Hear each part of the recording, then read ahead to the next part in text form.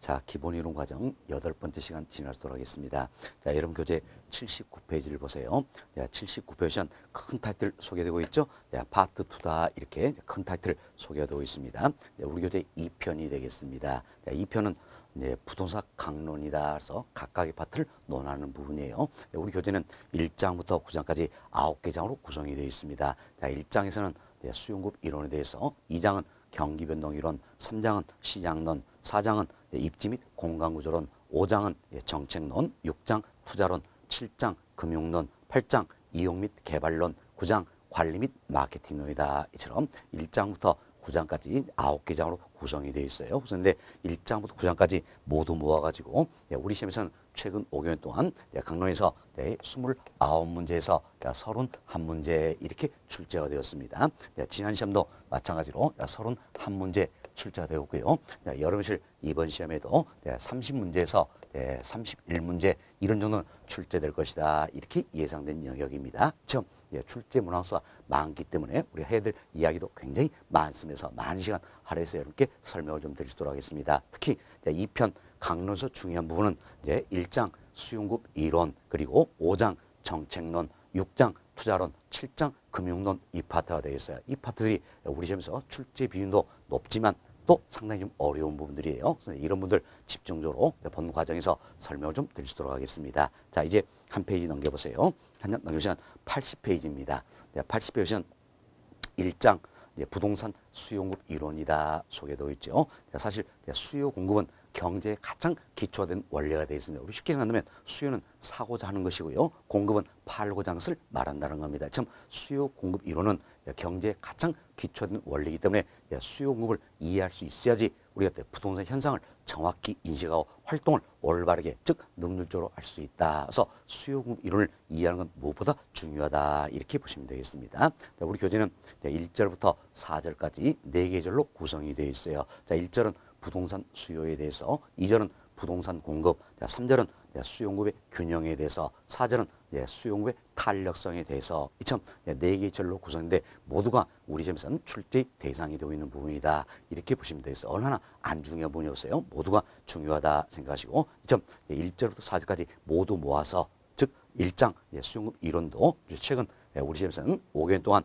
적게는 3문제에서 많게는 5문제 이렇게 출제된 영역이 되겠습니다. 지난 시험은 3문제 출제가 되었어요. 그래서 여러분 이번 시험에서는 4문제는 출제될 것이다. 이렇게 예상되는 부분입니다. 좀 출제 문항수도 4문제 많은 편이지요.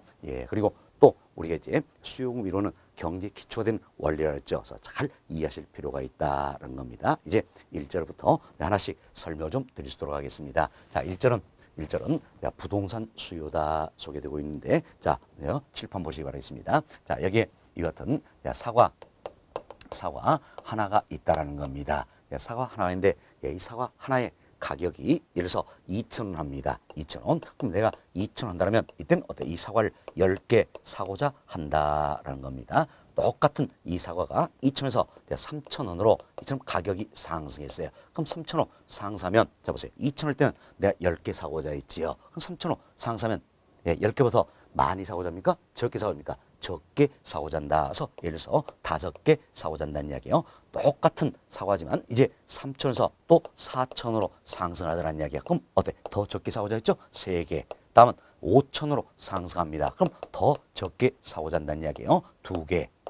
만약에 똑같은 사과인데 이 2,000원에서 1,000원 이렇게 가격이 하락했습니다. 그럼 잡으세요. 2,000원일 때는 10개 사고자 했어요. 1,000원 하락하면 10개보다 어때? 더 많이 사고자 한다. 할 수 있겠죠? 20개 좀 더 많이 사고자 한다는 겁니다. 이처럼 사과의 모든 가격입니다. 자, 물론 우리는 여기에서 1,000원, 2,000원, 3,000원, 4,000원, 5,000원 말씀드렸지만 이 사이에도 여러 가지 또 가격이 있겠죠. 이처럼 사과의 모든 가격에 대응해서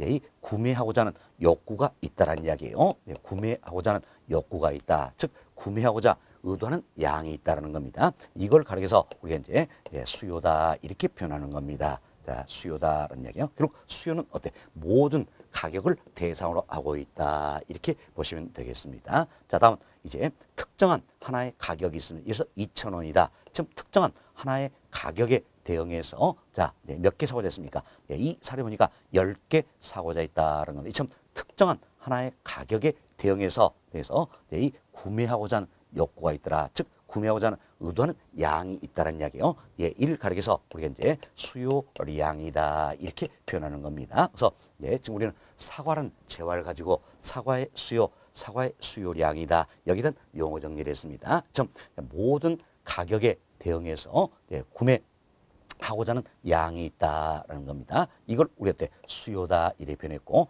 특정한 하나의 가격에 대응해서 구매하고자 하는 양이 있다라는 이야기예요. 이걸 뭡니까? 수요량이다 이렇게 표현했습니다. 자, 그럼 우리 또 이런 예를 들어봅시다. 자, 3,000원은 이 가격에 대응해서는 몇 개 사고자 했습니까? 5개 사고자 했다. 그럼 이때 5개는 수요가 될까요? 수요량이 될까요? 자, 수요량이 된다 할 수 있겠죠. 왜 그렇습니까? 3,000원은 특정한 하나의 가격에 대응해서 5개 사고자 했다라는 이야기예요. 그죠? 그럼 특정한 가격이니까 결국은 수요량이 된다라는 겁니다. 그래서 잘 구분하세요. 수요는 모든 가격을 대상으로 하는 것이고 수요량은 특정한 하나의 가격을 대상으로 한다. 이렇게 보시면 되겠어요. 자, 이 원리가 부동산에도 똑같이 적용이 된다는 겁니다. 다만 우리가 지금까지 배워왔어요. 부동산은 오래 쓸 수 있다. 이 같은 특성이 있기 때문에 결국은 이처럼 이제 매매 시장뿐만이 아니라 임대차 시장도 존재한다 할 수 있겠죠. 사과 이처럼 먹어버리면 그만이죠. 사과 같은 경우에는 매매 시장은 존재하겠죠. 그렇지만 임대차 시장은 존재치 않는다는 이야기예요. 그렇지만 부동산은 자 오래 쓸 수 있다. 이 같은 특성이 있기 때문에 매매 시장뿐만이 아니라 임대차 시장도 존재한다라는 겁니다. 그럼 잡으세요. 매매 시장에서는 우리가 가격이다 이 표현했습니다. 그럼 임대차는 뭐가 될까요? 임대료. 이걸 줄여서 우리가 임료 이렇게 표현하는 겁니다. 자, 임료는 임대료 줄임말이다 이렇게 보시면 되겠어요. 다음 매매 시장에서는 사고자 한다 구매지요. 반면 임대차 시장에서는 어떻습니까? 임차하고자 한다 할 수 있겠죠. 임차하고자 한다 이렇게 보시면 되겠어요. 그래서 부동산은 매매 시장뿐만이 아니라 임대차 시장까지 한꺼번에 우리가 생각할 수가 있어야 되겠습니다. 그래서 매매 시장에서는 가격이다. 자, 임대차 시장에서는 임대료, 즉 임료다 이렇게 표현을 했습니다. 이때 가격과 임료를 모아가지고 우리가 넓은 의미에서 가격이다 이렇게 표현하게 됩니다. 그래서 부동산 시장에서 가격이다 이 표현 안에는 경우에 따라서는 임료도 포함이 되어 있다 이렇게 생각하시면 되겠습니다. 자, 그럼 우리 이 내용을 통해서 부동산의 모든 가격 또는 임료에 대응해서 구매 또는 임차하고자 하는 욕구가 있다라는 이야기야. 즉 구매 또는 임차하고자 의도하는 양이 있다. 이걸 가려서 우리 부동산 수요다 표현할 수 있겠지요. 반면 특정한 가격이나 임료에 대응해서 구매 또는 임차하고자 의도하는 양이 있다. 이게 뭡니까? 부동산 수요량이다. 이렇게 보시면 되겠어서 부동산도 마찬가지로 이 모든 가격이나 임료가 적용되면 뭡니까? 수요.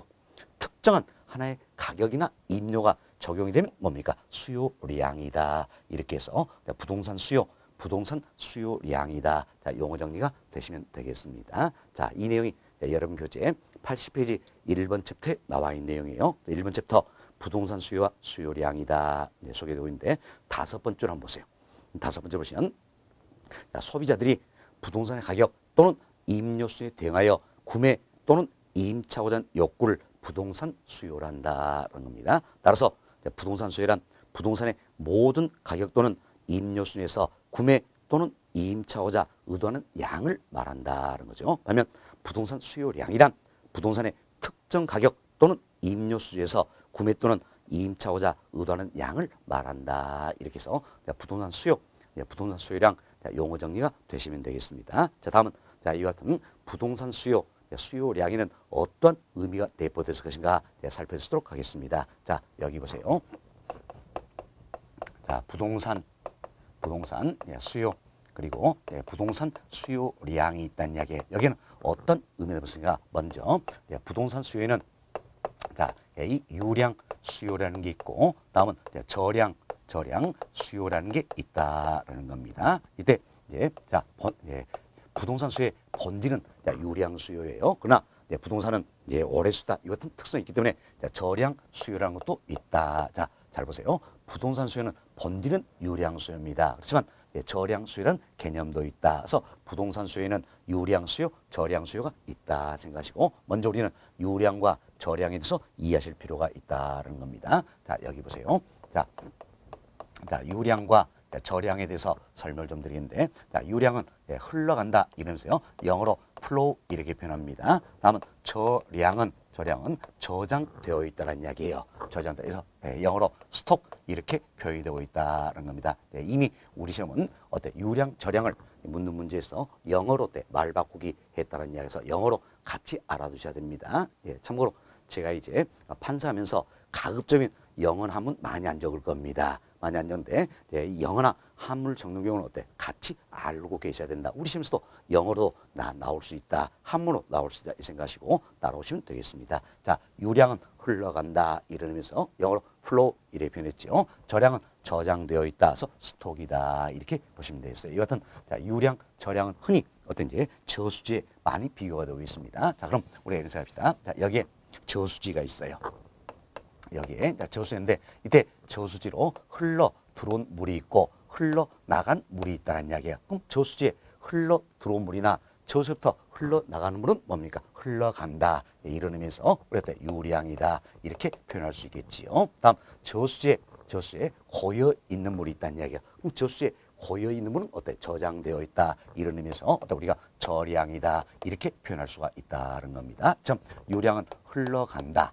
저량은 저장되어 있다 생각하시고 이걸 경제학에서는 응용을 하고 있다는 겁니다. 그럼 어떻게 응용할 것인가? 자, 보세요. 자, 일정 기간을 정해야만 측정이 가능한 변수가 있다는 이야기예요. 자, 예를 들어서 한 달, 1년 이처럼 일정한 기간을 정해야 측정이 가능한 변수가 있고 다음은 자, 일정 시점에서만 측정이 가능한 변수가 있다는 이야기죠. 자, 예를 들어서 오늘 현재 또는 뭡니까? 지난 12월 1일 현재 이처럼 일정 시점에서만 측정이 가능한 변수가 있다는 건데 이때 보세요. 한 달, 1년 이와 같은 기간의 개념이 내포되어 있다는 이야기예요. 그럼 기간의 개념이 내포된 이야기는 결국은 어때? 흘러간다 이런 의미가 되겠지요. 흘러간다. 결국 뭡니까? 유량이다라는 겁니다. 즉 한 달, 1년 일정 기간을 정해야만 측정이 가능한 변수를 경제학에서는 자, 유량이다 이렇게 표현하는 겁니다. 흘러간다. flow.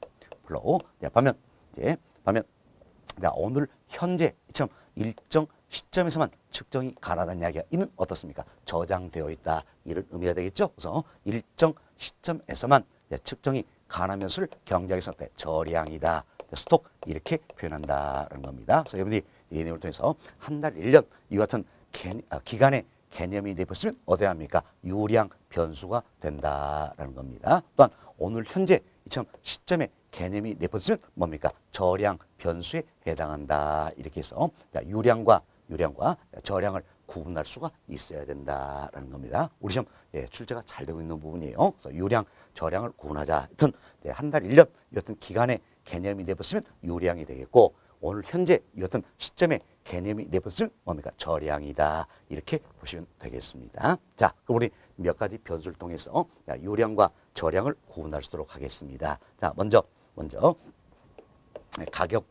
가격과 임료 이걸 살펴봅시다. 자, 가격은 교환된 대가가 되겠죠. 자, 교환된 대가고 자, 임료는 임대료라 했죠. 임대료 줄임말이에요. 임대료 즉 임료는 사용 그리고 수익의 대가다 이렇게 보시면 되겠어요. 자, 그럼 보세요. 자, 교환은 자, 일정 기간 동안 이루어집니까? 일정 시점에서 이루어집니까? 자, 일정 시점에서 이루어진다 할 수 있겠지요. 따라서 가격은 어디에 합니까? 자, 저량 변수가 되겠다 이렇게 보시면 되겠습니다. 그래서 이제 가격은 저량 변수가 된다. 이때 토지의 가격을 우리가 뭐라 합니까? 지가 이렇게 표현하죠.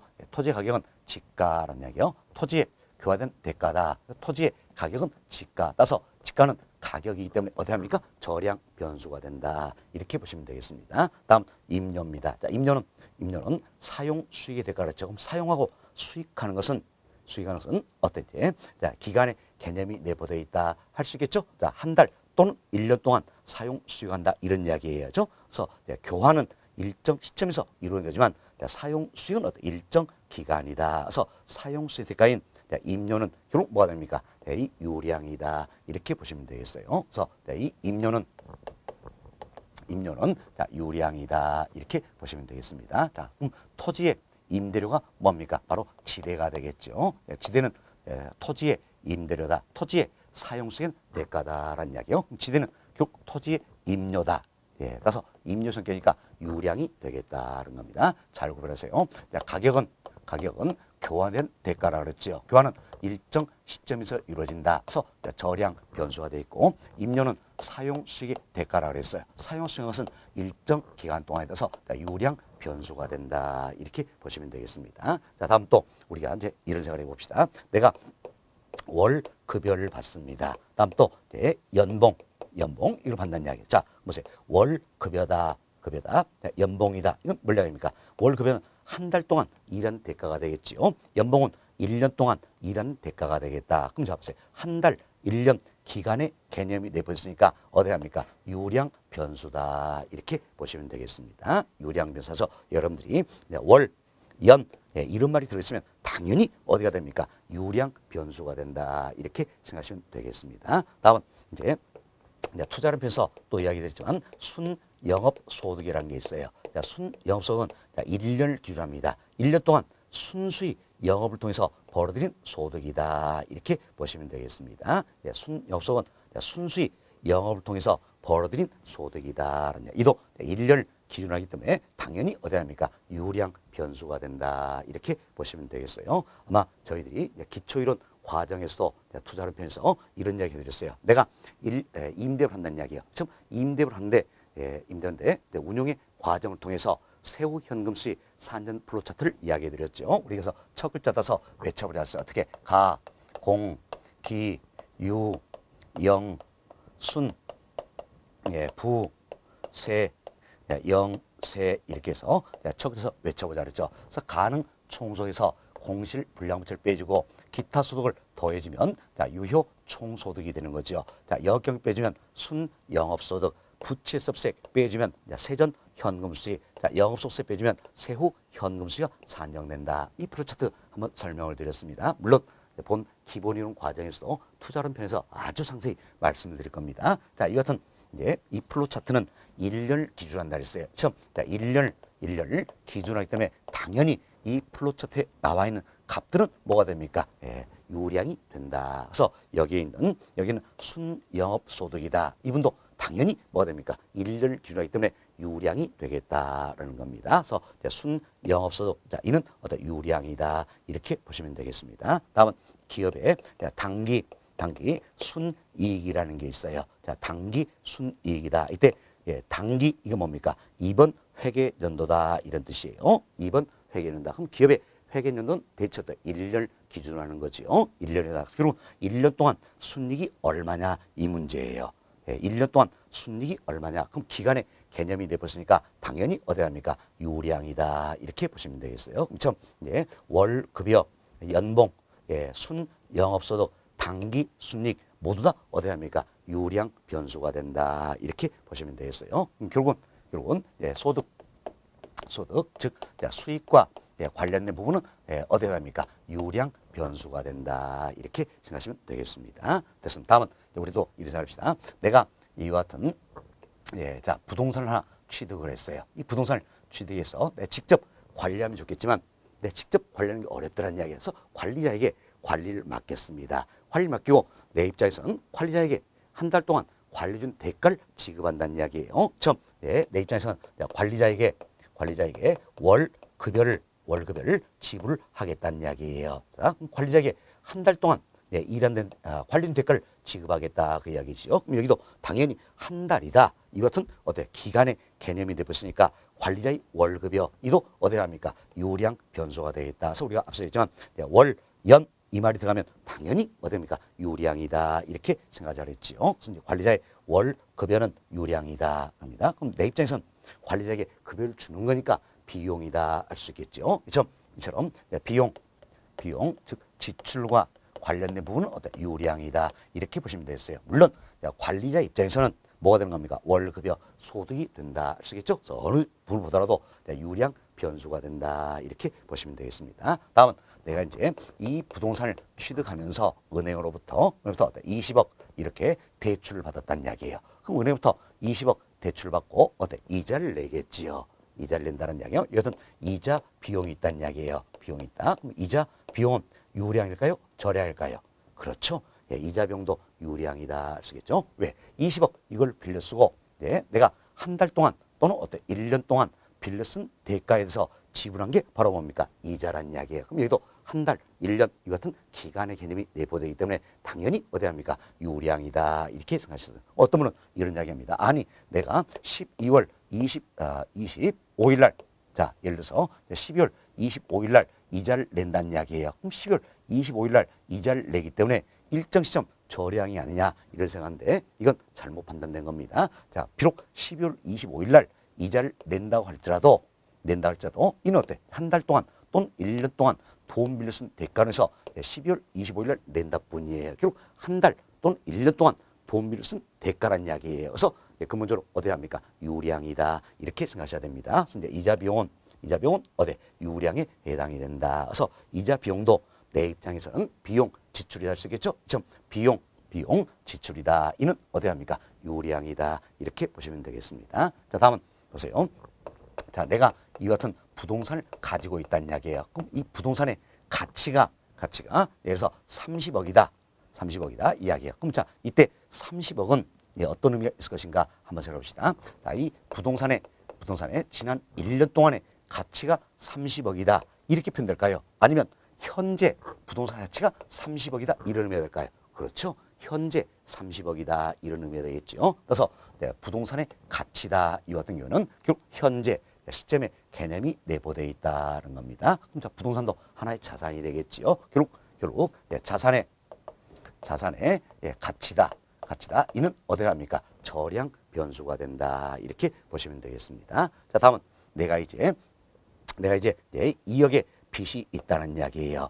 빚이 있다. 그럼 이때 2억의 빚이 있다는 이야기도 어떻게 하면 될까요? 지난 1년 동안 내가 빚이 2억이다. 이런 표현일까요? 오늘 현재 빚이 2억이다. 이런 표현일까요? 자, 오늘 현재 빚이 2억이다. 이런 표현이겠죠? 그럼 자, 오늘 현재니까 시점의 개념이네요. 어디 합니까? 저량이다. 할 수 있겠죠. 그래서 이제 자, 빚, 즉 부채가 되겠네요. 부채는 저량의 개념이다. 이렇게 보시면 되겠습니다. 다음은 우리나라의 인구가 5천만 명이다. 뭐 이런 표현합니다. 그때도 자, 지난 1년 동안 인구가 5천만 명이다. 이런 의미일까요? 현재 5천만 명 이런 의미일까요? 그렇죠. 현재 5천만 명이다. 변하겠죠. 따라서 인구수 이 같은 경우도 시점의 개념이 내포되어 있네요. 어디 합니까? 저량 변수에 해당한다. 이렇게 보시면 되겠습니다. 그래서 자산의 가치나 부채, 인구수 모두가 어때? 저량의 변수에 해당한다. 이렇게 보시면 되겠어요. 다음은 주택 관련해서 이야기 좀 드립니다. 자, 신규 주택 공급량이라는 게 있어요.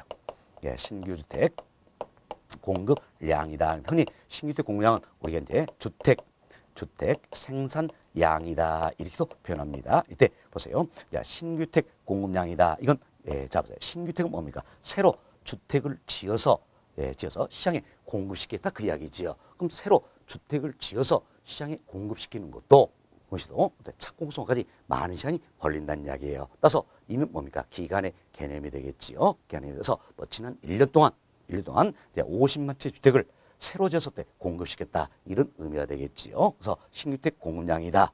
자, 이는 어디 합니까? 유량이 되겠습니다. 유량 변수다. 다음은 이제 주택 거래량이라는 게 있습니다. 주택 거래량. 자, 보세요. 주택 1000채가 거래됐다는 이야기예요. 그럼 1000채가 거래된 것도 오늘 현재 1000채가 거래된 겁니까? 그래서 지난 한 달 동안 1000채가 거래됐다는 이야기일까요? 그렇죠. 지난 한 달 동안 1000채가 거래됐다. 이런 의미가 되겠지요. 그래서 기간의 개념이 내포된다는 겁니다. 그래서 주택 거래량 어디 합니까? 유량 변수에 해당한다는 겁니다. 다음은 주택 재고량이라는 게 있어요. 이때 주택 재고량은 현재 시장에 존재하고 있는 주택의 양을 말한다는 이야기예요. 자, 오늘 현재 시장에 존재하는 주택 양이 얼마나 되느냐. 이게 이제 주택 재고량이 되겠죠. 따라서 이는 시점의 개념이 내포되어 있다. 어디 합니까? 저량 변수가 되겠다는 겁니다. 자, 이렇게 해서 우리는 여러 가지 변수를 통해서 유량이냐 저량이냐 살펴드렸어요. 자, 이분들이 우리 시험에 나왔던 사례들이 되겠습니다. 물론 이외에도 또 여러 가지 변수가 나올 수가 있겠지요. 나올 수가 있겠지만 이때 한 달, 1년 이 같은 기간의 개념이 내포되면 바로 뭐가 되는 겁니까? 유량이다 생각하시고 오늘 현재 이 같은 시점에 개념이 내포되면 어때? 저량이다. 이렇게 보시면 되겠습니다. 자, 다시 한번 비교합시다. 자, 이제 저희들이 유량 변수 그리고 저량 변수 구분을 해드렸습니다. 자, 먼저 가격, 예, 지가다. 자, 이는 어디 합니까? 저량 변수가 되겠지요. 다음 임료, 지대는 어디 합니까? 유량 변수가 되겠다는 겁니다. 다음 소득, 즉 수익과 관련된 부분이나 비용, 지출과 관련된 부분 모두 유량 변수예요. 다음은 자산의 가치라든지 부채, 인구수 이들은 어때? 저량 변수가 되겠지요. 다음 주택 관련해서 신규주택 공급량, 즉 주택 생산량이나 주택 거래량은 유량 변수가 되겠지요. 주택 재고량은 저량 변수가 된다. 이렇게 보시면 되겠습니다. 됐습니다. 자, 그럼 우리가 일반적으로 수요다 또는 수요량이다. 그럼 뭐는 변수가 유량을 이야기합니다. 유량. 그래서 우리 조금 전에 사과 이야기했죠. 그럼 사과의 수요는 결국 뭡니까? 유량 수요를 의미하는 거예요. 그래서 부동산 수요도 본질적으로는 유량 수요입니다. 그렇지만 부동산은 여러 특성에서 저량 수요라는 것도 있다는 겁니다. 우리 이렇게 합시다. 앞으로 1년 동안 주택을 얼마나 보유할 것인가. 이는 뭡니까? 유량의 개념이 되겠지요. 그러면 오늘 현재 주택을 얼마나 사람들이 보유하고 있느냐. 이는 뭡니까? 저량의 개념이 된다. 이처럼 부동산 수요도 본질은 유량이지만 저량 수요라는 것도 있다. 이렇게 이해하시면 되겠습니다. 자, 그럼 여기 보세요. 부동산 수요의 본질은 유량이라 했죠. 자, 유량은 플로우 이렇게 표현했습니다. 그래서 유량 수요라는 것은 일정 기간 동안의 수요를 말한다 할 수 있겠죠. 그렇지만 부동산은 저량 수도 있다 그랬죠. 저량은 뭡니까? 스톡이다. 그래서 일정 시점에서의 수요다라는 겁니다. 지금 부동산 수요에는 유량 수요, 저량 수요라는 게 있다. 유량 수요는 일정 기간 동안의 수요를 의미하고 저량 수요는 일정 시점에서의 수요를 의미한다. 이렇게 생각하시면 되겠습니다. 자, 다음 두 번째로 유효 수요라는 게 있어요. 유효 수요. 흔히 우리가 유효 수요는 이제 실질적 수요다 이렇게 이야기하는 겁니다. 그렇죠? 유효 수요, 즉 실질적 수요가 되기 위해서는 두 가지가 필요합니다. 먼저 내가 사고자 하는 마음이 있어야 되겠지요. 그래서 구매 의사가 있어야 된다는 겁니다. 구매 의사, 즉 구매 욕구가 있어야 한다는 이야기예요. 그렇죠? 사고자 하는 마음만 가지고는 실질적으로 수요한다 할 수 있어요, 없어요? 없다라는 이야기예요. 그럼 사고자 하는 마음도 있으면 어때? 살 수 있는 돈도 있어야 된다. 그 이야기입니다. 돈도 있어야 한다. 결국 어떤 구매력이 있어야 된다는 겁니다. 자, 구매력은 우리가 지불 능력이다 이렇게 표현하는 겁니다. 그럼 이 같은 구매력에도 여러 가지가 있겠죠. 내가 어때 가지고 있는 현금 이로도 살 수 있어요, 없어요? 있죠. 구매력에 해당이 된다는 이야기예요. 또한 내가 저축했던 저축금이 있습니다. 자, 이로도 살 수 있어요, 없어요? 있다는 이야기. 구매력에 해당이 되겠죠. 다음 은행으로부터 대출 받습니다. 그럼 대출받은 이 금액으로 살 수 있어요, 없어요? 있다는 이야기예요. 역시 구매력에 해당이 된다는 겁니다. 아버지로부터 내가 어때 돈 좀 빌려옵니다. 그럼 이로도 살 수 있어요, 없어요? 있죠. 구매력에 해당. 물론 안 갚으니까 문제가 되겠지요. 일단 구매력에 해당이 된다. 참 구매력에는 현금, 저축금뿐만 아니라 대출금도 해당이 된다. 이렇게 이해하시면 되겠습니다. 참 구매 의사, 구매 욕구에 구매력, 즉 지불 능력이다. 여기까지 겸비가 되었을 때는 어떤 우리가 실질적 수요다 할 수 있겠죠. 그래서 유효 수요를 의미한다는 겁니다. 그래서 유효 수요, 실질적 수요라는 것은 구매 의사의 구매력, 즉 지불 능력이 겸비된 경우를 말한다는 겁니다. 이때 우리가 이렇게 합시다. 구매 의사, 사고자 하는 마음은 있어요. 그렇지만 구매력이 뒷받침되지 않는다는 이야기예요. 그럼 이 같은 경우에는 유효 수요, 실질적 수요다 할 수 있어요, 없어요? 없다라는 거지요. 없다라는 겁니다. 그럼 이때 구매 의사는 있지만 구매력이 없다는 얘기라서 사고자 하는 마음이 있기 때문에 구매력만 갖춰지면 언젠지 실질적 수요, 유효 수요가 될 수 있다는 이야기예요. 따라서 이처럼 구매 의사일 때 구매력이 없는 경우, 이 경우를 우리가 뭐라 할 것인가? 바로 잠재되어 있다. 이런 의미에서 잠재 수요다라는 겁니다. 또는 예비적 수요다 이렇게 표현하는 겁니다. 자, 그래서 우리는 여기에서 이 유효 수요, 즉 실질적 수요와 잠재 수요, 즉 예비적 수요다 두 가지를 말씀을 드렸어요. 이때 유효 수요라는 것은 구매 의사의 구매력, 즉 지불 능력이 겸비된 경우를 말하는 것이고, 구매 의사는 이때 구매력이 없는 경우, 이걸 어때? 잠재 수요, 예비적 수요다 이야기 드렸습니다. 그럼 이 둘 중에 부동산 수요는 뭐로 말할 것인가? 부동산은 굉장히 고가의 상품이라는 이야기예요. 즉 고가의 상품이기 때문에 결국 어때? 구매력을 필요로 한다라는 겁니다. 따라서 부동산 수요는 어디 합니까? 바로 유효 수요, 즉 실질적 수요를 의미한다. 이렇게 보시면 되겠습니다. 다음 세 번째. 부동산 수요는 사전적 개념이다라고 보시면 되겠어요. 자, 우리 이를 잘 해봅시다. 자, 우리 사과를 통해서 이해는 조금 더 쉽겠는데 가격이 2,000원입니다. 2,000원 때는 몇 개 사고자 했어요? 10개 사고자 했다라는 이야기예요. 그럼 자, 이미 10개를 사버린 겁니까? 앞으로 사고자 하는 겁니까? 앞으로 사고자 한다는 이야기예요. 아직까지 사기 전이죠. 그래서 사전적 개념이 된다. 이렇게 보시면 되겠습니다. 자, 다음은 최대 수량을 의미한다라는 겁니다. 자, 여기 보세요. 자, 우리 사과를 통해서 또 이해합시다. 자, 2,000원이면 10개 사고자 했죠. 이 10개 사고자 한다는 이야기는 결국 10개 이 자체가 최대 수량입니까? 최소 수량입니까? 최대 수량이 된다. 이렇게 보시면 되겠죠. 부동산 마찬가지예요.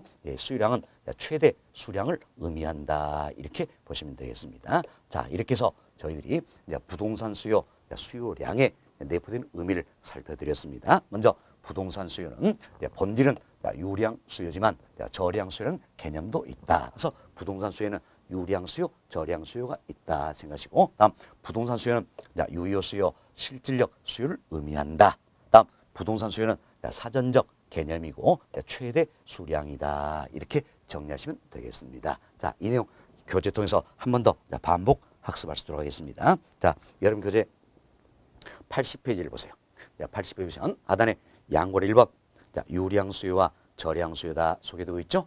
자, 지금 봅시다. 첫 번째 줄이에요. 일정한 기간을 정해야 측정이 가능한 개념을 우리 뭐 했습니까? 유량 이렇게 표현했지요.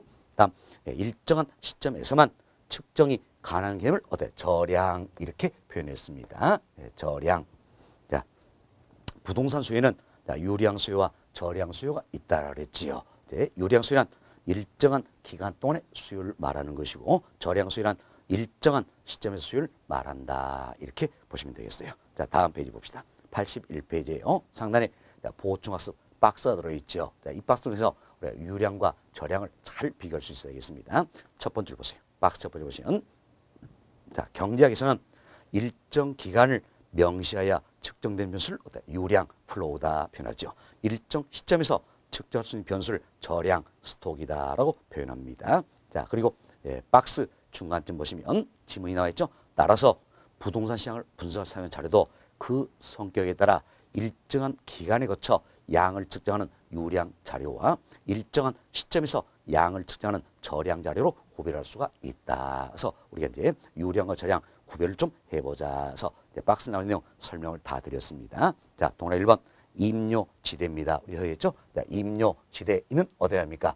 유량 플로우의 개념이 되겠죠. 다음 동그라미 2번 월급여, 연봉, 순영업소, 단기 순이익이다. 그래서 다 말씀드린 내용이에요. 월급여, 연봉, 순영업소, 단기 순이익이다. 처음 소득, 즉 수익과 관련된 부분은 다 어디 합니까? 유량이다라는 겁니다. 다음 동그라미 3번 관리자의 월급여, 이자 비용이다. 참 관리자의 월급여, 이자 비용이다. 참 비용 지출과 관련된 부분 어디 합니까? 유량이다. 이렇게 보시면 되겠죠. 동그라미 4번 자, 신규주택 공급량입니다. 주택 생산량 이렇게도 표현한다 그랬어요. 그리고 주택 거래량이다. 여기 있죠?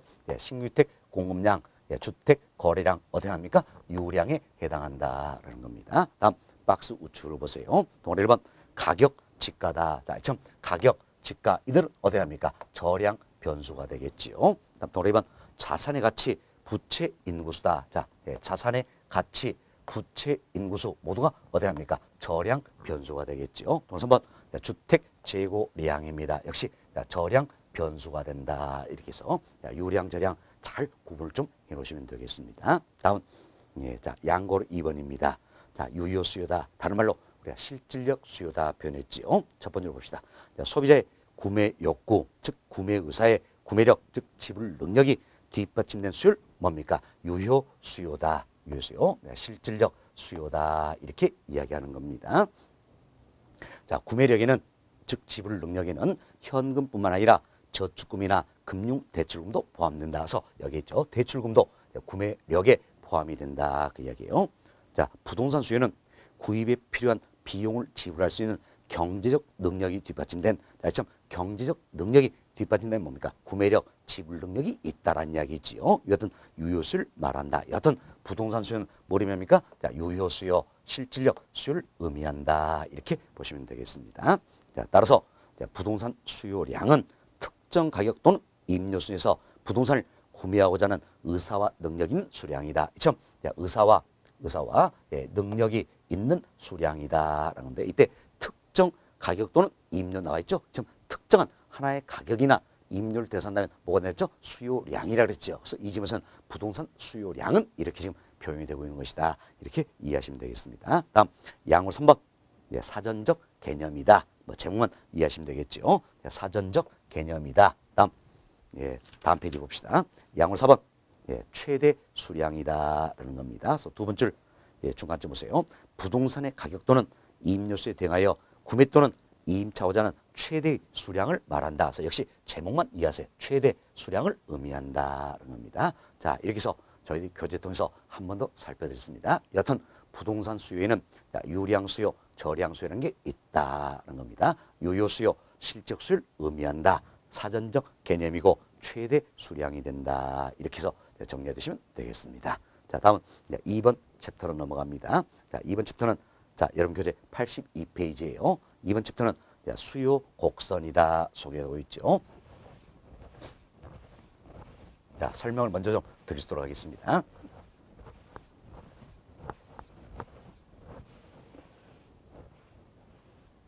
자, 여기 보시기 바랍니다.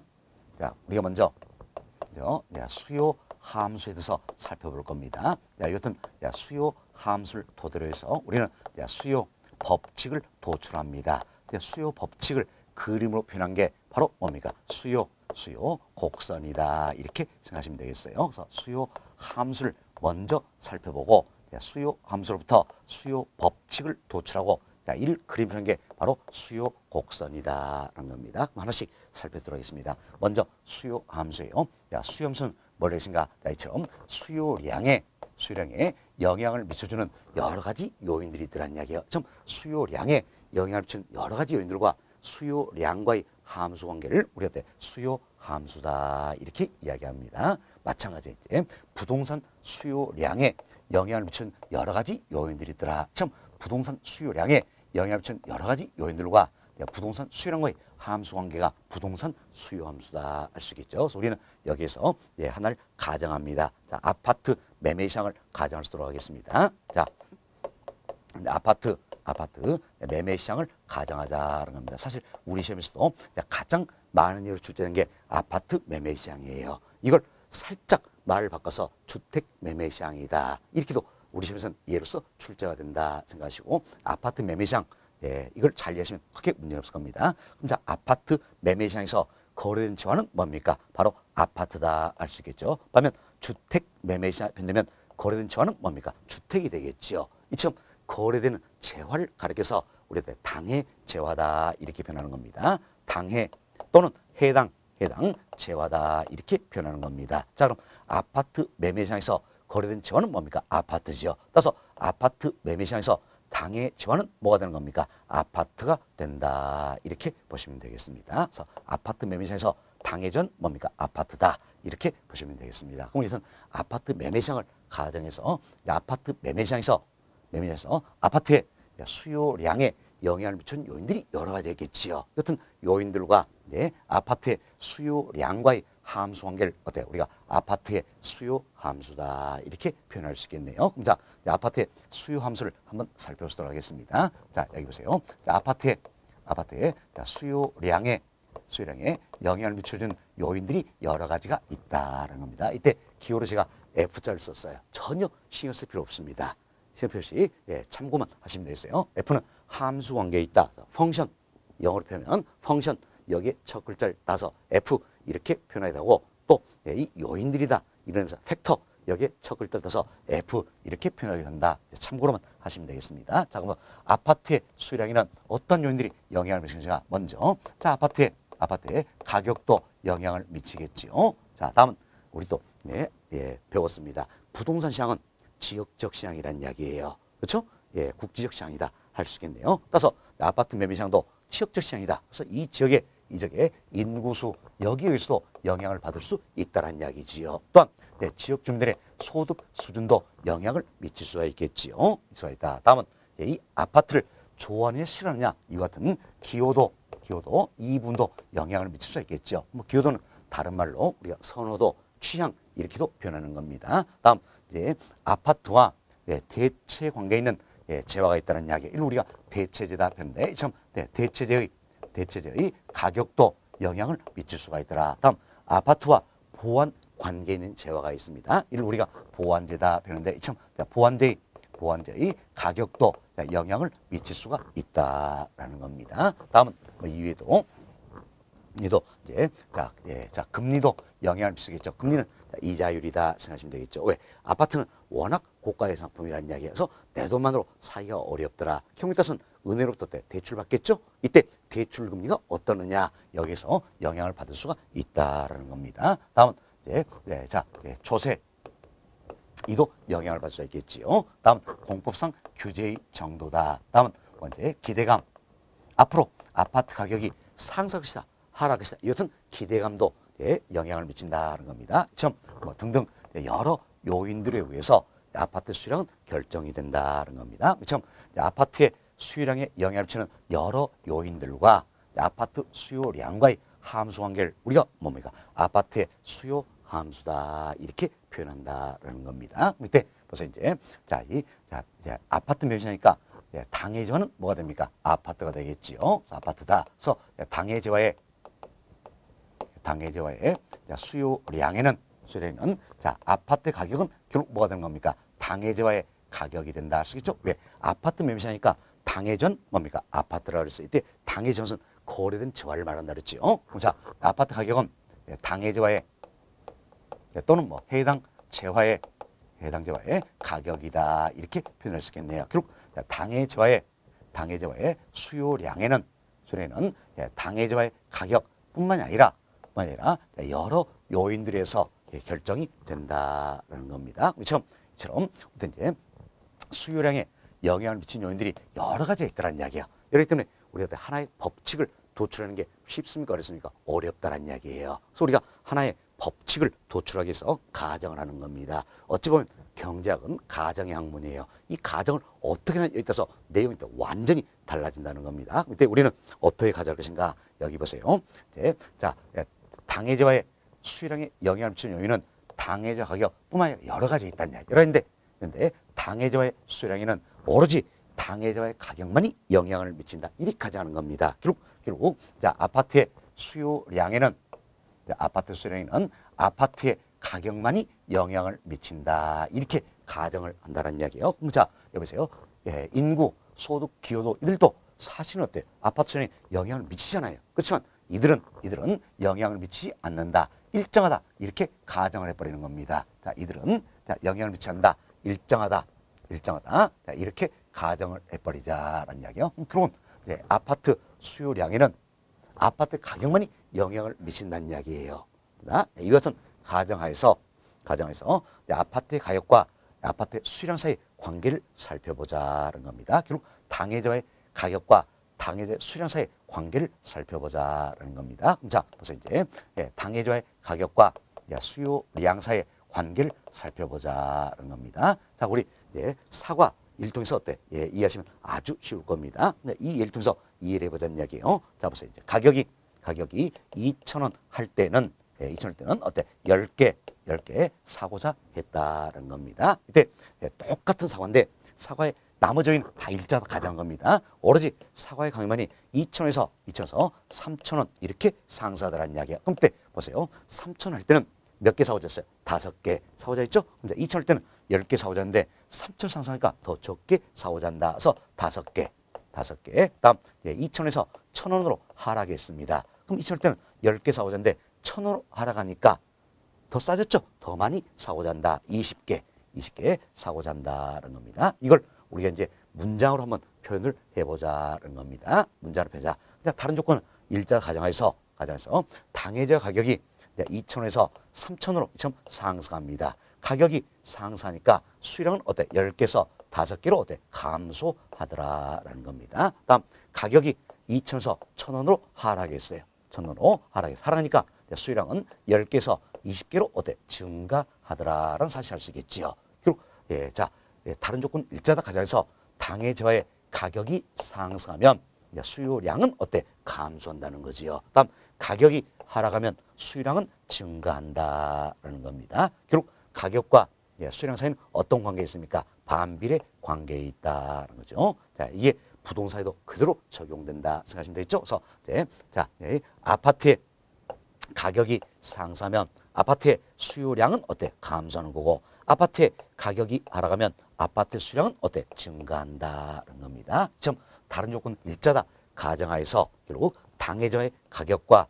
수요량 사이는 어때? 반비례 관계에 있다는 겁니다. 자, 이와 같은 경제 원칙을 가리켜서 우리가 이제 이 수요 법칙이다 이렇게 이야기하는 겁니다. 결국 수요 법칙은 다른 조건은 일자다 가정하에서 당해저의 가격과 수요량 사이는 어떤 관계에 있다? 반비례 관계에 있다. 이와 같은 경제 원칙을 말한다는 겁니다. 이 같은 수요 법칙을 그림으로 표현한 게 바로 뭐가 되겠습니까? 수요 곡선이 된다라는 겁니다. 따라서 수요 곡선은 수요 법칙을 그림으로 표현한 거 그랬죠. 그래서 다른 조건 일자다 가정하에서 당해저의 가격과 수요량 사이는 반비례 관계에 있다. 이걸 그림으로 표현한 게 바로 수요 곡선이 된다. 결국 수요 곡선은 가격과 수요량 사이의 관계가 되겠네죠. 한쪽 축에는 가격을, 한쪽 축에는 수요량을 표현하면 되겠지요. 그런데 이제 우리 그림을 한번 나타내 봅시다. 여기 보세요. 자, 이처럼 한쪽 축에는 가격을, 한쪽 축에는 수요량을 나타내면 되겠다라는 이야기예요. 하지만 경제학에서는 관행적으로, 경제학에서는 수학과는 좀 다릅니다. 수학과는 좀 달리 관행적으로 Y축의 가격을 표현하는 겁니다. Y축이 가격이다라는 거예요. 가격은 우리가 이제 프라이스, 첫 글자 따서 P 이렇게 앞으로 표현할 수 있도록 하겠습니다. Y축은 즉 세로축이죠. 가격이 되겠습니다. 자, 그리고 X축은 수요량이다. 양은 어때? 퀀터티 적어서 Q 이렇게 표현하자라는 이야기에서 앞으로 가격은 P로 표현하였고 양은 어때? Q로 표현한다라는 겁니다. 그래서 경제학에서는 수학과 달리 관행적으로 Y축은 가격, X축은 양을 표현하고 있다라는 겁니다. 우리가 이 모습을 그대로 그림을 한번 나타내 보자라는 겁니다. 자, 여기 보세요. 가격이 2,000원 합니다. 2,000원 때는 몇 개 사고자 했어요? 10개 사고자 했다. 그럼 2,000원에 10개 대응하는 2점을 찍어보자라는 겁니다. 자, 다음 가격이 2,000원에서 3,000원으로 상승했습니다. 2,000원에서 3,000원으로 이렇게 상승했다는 이야기예요. 그럼 3,000원 때는 몇 개 사고자 했어요? 5개 사고자 했다. 그럼 5개 대응하는 2점을 찍어보자는 겁니다. 자, 3,000원에 5개죠. 대응하는 2점을 찍어보자라는 이야기예요. 다음 2,000원에서 1,000원 이렇게 하락했어요. 그럼 1,000원 할 때는 몇 개 사고자 합니까? 20개 사고자 한다. 그래서 20개. 자, 1,000원에 20개 대응하는 2점을 찍어보자는 이야기. 우리는 이 같은 점을 찍었어요. 이 점을 연결하면 뭐가 됩니까? 선이 된다는 걸 알 수 있겠죠. 이 점을 연결해서 우리는 이 같은 선으로 나타낼 수가 있다라는 겁니다. 이 선이 바로 뭘 얘기합니까? 수요 곡선이 된다. 이렇게 보시면 되겠어요. 수요 곡선이다. 그래서 수요 곡선은 기호로 이렇게 표현합니다. 수요는 영어로 표현하면 디맨드, 곡선은 커브다. 그래서 디맨드 커브인데 첫 글자 따가지고 수요 곡선은 어때? D 이렇게 표현한다라는 겁니다. 그래서 D 이거 뭡니까? 수요 곡선을 의미한다. 이렇게 생각하시면 됩니다. 자, 우리 수요 곡선 어떻게 됐습니까? 자, 이렇게 그렸죠? 그렇죠. 자, 잘 보세요. 자, 오른쪽 아래로 향하는 모습이다 할 수 있겠죠.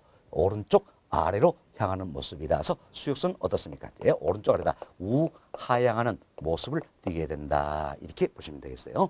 자, 오른쪽 아래로 향한다 해서 우하향하는 모습이다. 이렇게 생각하시면 되겠습니다. 자, 지금 수요 곡선이 결국 우하향한 건 무엇 때문입니까? 바로 수요 법칙을 그림으로 나타냈기 때문이다. 수요 법칙은 가격과 수요량 사이는 어때? 반비례 관계에 있다. 이를 그림으로 나타냈기 때문에 결국 수요성은 어때? 우하향하는 모습을 띠게 된다. 이렇게 보시면 되겠습니다. 자, 그럼 여기 보세요. 이제 우리는 이제 아파트 매매 시장을 가정해서 수요 함수를 살펴봤습니다. 여튼 수요 함수부터 수요 법칙을 도출했죠. 수요 법칙은 다른 조건은 일정하다 가정하여서 당해저의 가격과 수요량 사이에는 어떤 관계가 있습니까? 반비례 관계에 있다. 여튼 경제 원칙을 수요 법칙이다 했습니다. 이 수요 법칙을 그림 편게 수요 곡선이다. 그래서 수요선은 어떤 모습입니까? 우하향하는 모습이다. 이렇게 지금까지 살펴봤습니다. 자, 이제 교재 통해서 다시 한번 반복습할 수 있도록 하겠습니다. 자, 여러분 교재 82페이지를 보세요. 82페이지는 2번 챕터 수요선이다. 소개되어 있죠? 첫 번째 보세요. 수요 함수를 통해 수요 법칙을 도출하고 이러한 수요 법칙을 그림 펴는 게 바로 뭡니까? 수요 곡선이다라는 거죠. 양으로 1번 수요 함수입니다. 자, 두 번째 보세요. 순간쯤. 자, 아파트 매매 시장을 가정한다면 아파트의 수요량과 아파트의 수요량에 영향을 준 요인들과의 함수 관계를 아파트의 수요 함수다. 이렇게 우리 설명드렸죠. 그리고 그 안에 박스가 들어있네요. 박스가 들어있죠. 자, 아파트의 수요량에는 아파트뿐만 아니라 여러 요인들이 해서 영향을 받는다. 나와 있죠? 이게 바로 아파트의 수요 함수다. 이렇게 보시면 되겠습니다. 양으로 2번. 자, 첫 번째로 보세요. 당해저의 가격 이외의 요인은 모두 일자다 가정하에 자, 우리가 어떻게 가정했습니까? 이처럼 당해저의 가격 이외의 이 요인들은 모두가 일정하다. 이런 가정에서 출발하고 있다는 겁니다. 자, 다시 봅시다. 당해저 가격 이외의 요인은 모두 일자다 가정하에 당해저의 가격과 수요량 사이는 반비례 관계에 있다는 경제 원칙을 뭡니까? 수요 법칙이다. 이렇게 이야기했죠. 그래서 이제 가격과 수요량 사이는 어떤 관계? 반비례 관계에 있다는 겁니다. 즉 가격이 상승하면 수요량은 어때? 감소. 가격이 하락하면 수요량은 증가한다는 경제 원칙을 수요 법칙이란다. 아파트 매매장에 있어서도 아파트의 가격이 상승하면 수요량은 어떻습니까? 감소. 아파트의 가격이 하락하면 수요량은 증가한다. 이렇게 보시면 되겠습니다. 다음 페이지 양으로 3번입니다. 3번. 자, 당해저 가격 이외의 요인은 모두 일자단 가정하에 당해저의 가격과 수요량과 관계를 나타내는 곡선을 우리가 뭐라 했습니까? 수요 곡선이다. 이렇게 표현했지요. 그 아래줄 끝부분 보세요. 세 번째 끝부분이네요. 이러한 수요선은 우하향하는 모습을 보이게 된다. 자, 수요선은 어떤 모습입니까? 우하향하는 모습이다. 이렇게 보시면 되겠죠. 그리고 그 아래 박스에 그림이 들어있죠. 이 그림 통해서 수요선 기호로 D 이렇게 표현한다 그랬습니다. D 이렇게 표현하는데 수요선은 어떤 모습입니까? 우하향하는 모습이다. 이렇게 이해되시면 되겠습니다. 자, 이렇게 해서 저희들은 수요 함수를 토대로 해서 수요 법칙을 도출했고 그림이 펴는 게 수요 곡선이다. 여기까지 설명을 다 드렸습니다. 그래서 이번 시간은 여기까지 말씀드리고 다음 시간에는 84페이지에 나와 있는 세 번째부터 수요량의 변화와 수요의 변화 2부터 살펴보도록 하겠습니다.